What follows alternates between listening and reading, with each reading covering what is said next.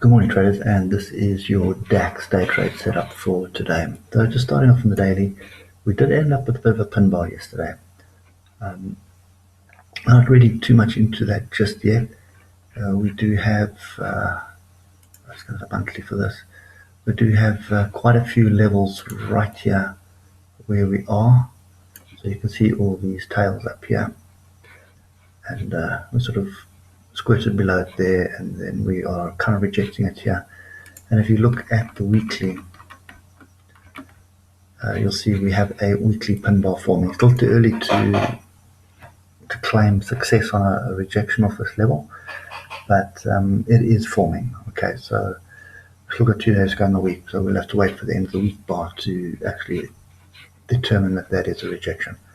Okay, so looking at the markets currently, we're in a bit of a dilemma because the DAX's futures is down 2.9% right now, so we're hovering around 10.5.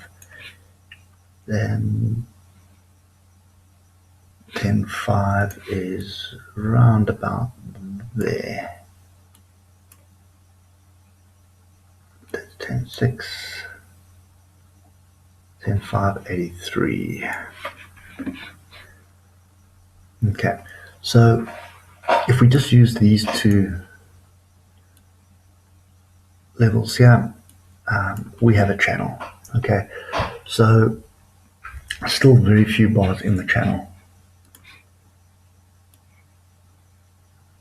So we have 18 3-hour bars in the channel.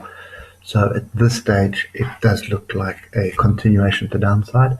So anything less than 20 bars in that range is normally just a consolidation and then a move to the downside. So the risk is still to the downside at the moment, but looking at the weekly and monthly levels, I think you probably find you're going to get a bit of a squirt to the downside at the open, gap down, and find some support, and probably more than likely close that gap.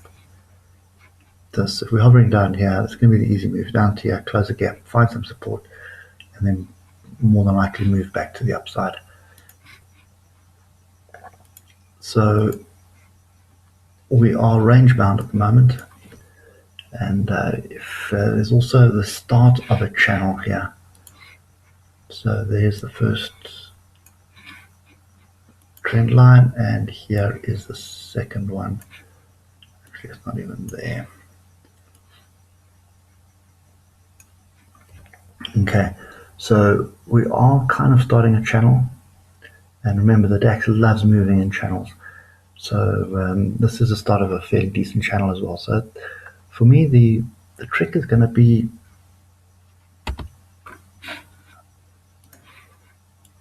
maintaining probably that area there, but in order to do that, we're not going to close the bottom gap. I prefer the bottom gap to close. Don't need a magnet to the downside, rather have the magnet to the upside, so that we can get some structure going and move to the upside. So we've had a strong move down. We're now backwards and forth over the moving averages. We've got a grouping of the moving averages here as well. Still no crossover on the hour. So you can see green is on top all the way. We've had a sort of the 8 and the 13 moving average crossover here, but we want all three of them crossed over. So that still hasn't materialized. So now I think if we gap down, if this trend line does hold, that'll be interesting. Otherwise, I'd expect this gap to close and then see what happens from there. So pretty much sit on hands for me until that first hour of trading on the DAX. That'll give us an indication of where we're going. So yeah, both these gaps are going to be serious magnets. So I think I'm pretty much fairly confident that bottom gap's going to close. But I don't think it's worth trying to chase shorts at the moment. Okay, just looking at Ichimoku.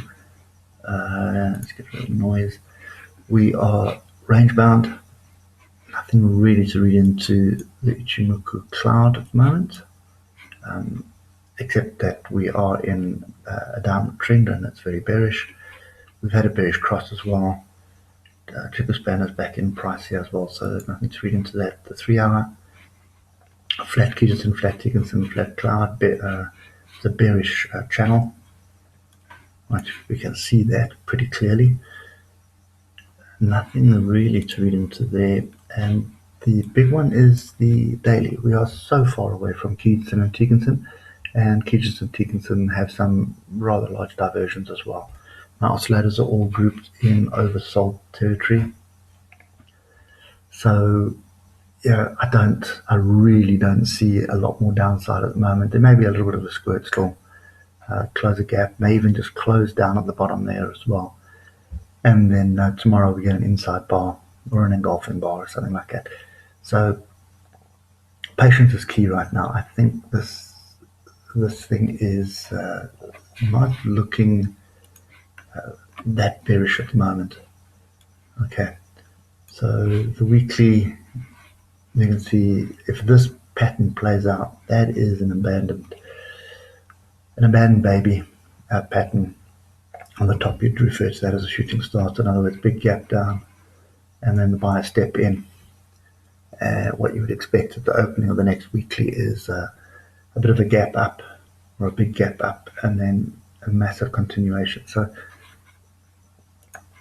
there's a lot of structure that is starting to take place on the higher time frames, and those are the ones that you want to take notice of, because structure on higher time frames, especially when the market is looking for a move to the upside. Look at what happened here with all these pin bars here.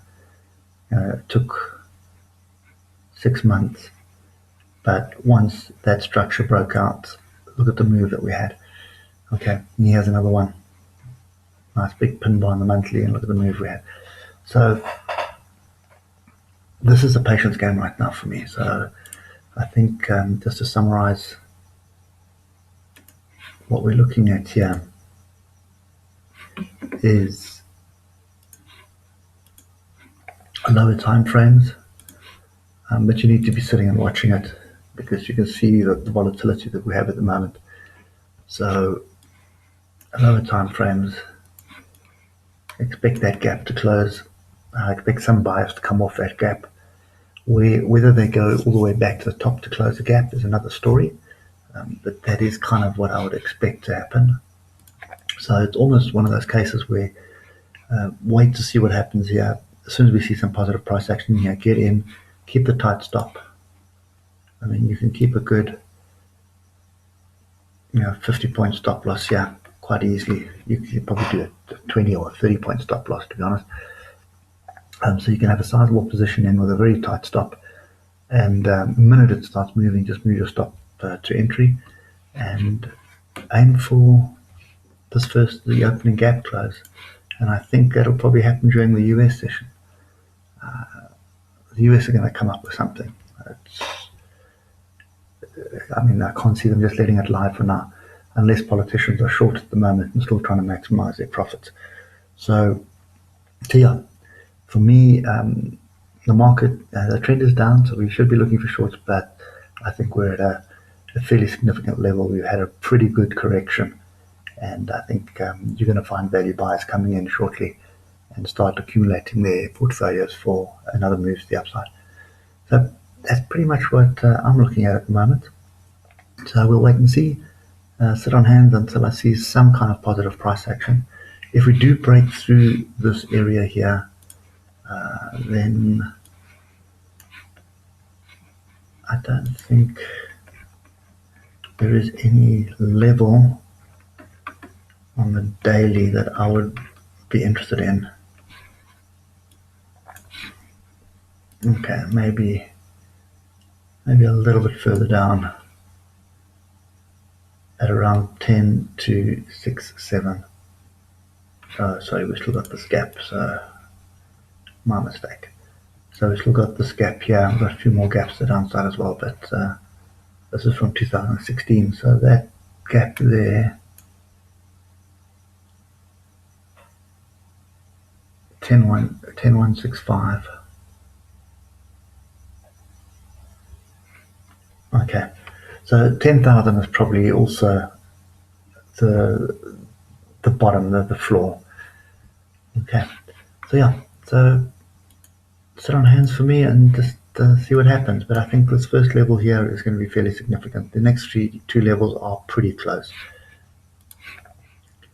I mean, if you just want to dabble here, sort of a single contract is going to cost you 200 and, well, let's say 300 of whatever currency you're trading. So for me, it'll be 300 Rand, but you're trading dollars, it'll be $300 or something like that. So for me, it's worth looking in this area for some opportunity to start accumulating. Okay. Anyway, guys, that's it for me today. I hope it helps, and we'll catch you later.